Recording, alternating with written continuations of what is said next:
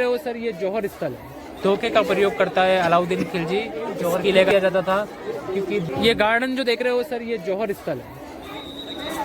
यानी कि उस समय 40 से 45 फीट का जो गहरा कुआं होता ना सर, उस कुएं के रूप में हुआ करता था, जिसमें जल्दी जलने वाली वस्तुएं डालते थे, जैसे चंदन की लकड़ी, घी, रुई, कपूर, बाट, नारियल, कपड़ा। 1303 में दिल्ली का बादशाह अलाउद्दीन खिलजी अटैक करता है, तो दिल्ली का बादशाह कहता है कि आप हमें रानी पद्मिनी का एक बार चेहरा दिखा दिए। चेहरा देखने के बाद हम आपके ऊपर अटैक नहीं करेंगे, आपका किला कैसा दिखता है ये बताएंगे। चेहरा हमने कभी नहीं दिखाया, बट धोखे का प्रयोग करता है अलाउद्दीन खिलजी।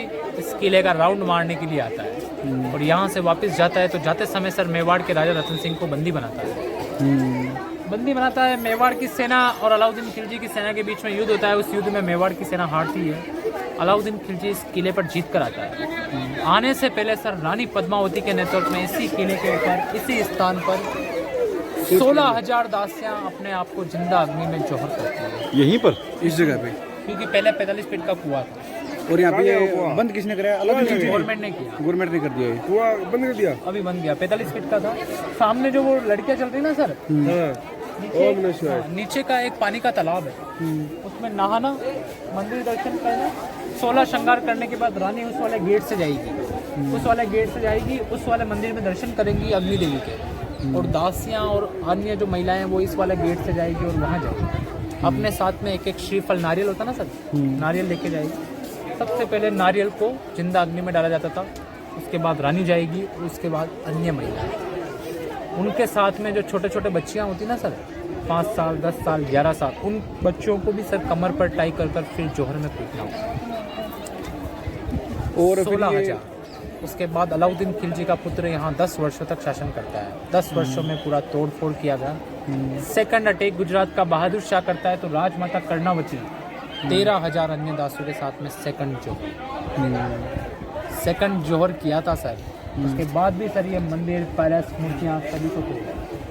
मेवाड़ के सबसे प्रतापी शासक महाराणा प्रताप के पिताजी उदय सिंह जी इस किले की बागडोर को अपने हाथ में समझाता है, और वो लोग क्या करते हैं कि सर इस चित्तौड़गढ़ को राज परिवार से ही छोड़ देते हैं और उदयपुर के पास में निकल जाते हैं। और 2 योद्धाओं को छोड़ के गए थे, जिनका नाम था जयमल और फत्ता राठौर।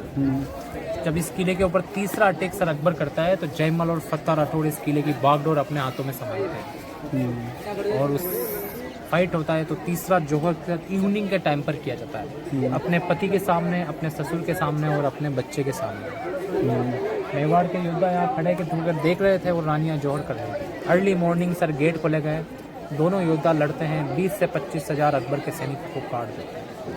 अकबर परेशान होकर शीश कटवा देते हैं। शीश कटने के बाद भी जिनके दर लड़े थे वो थे सर जयमल और फत्ता राठौर।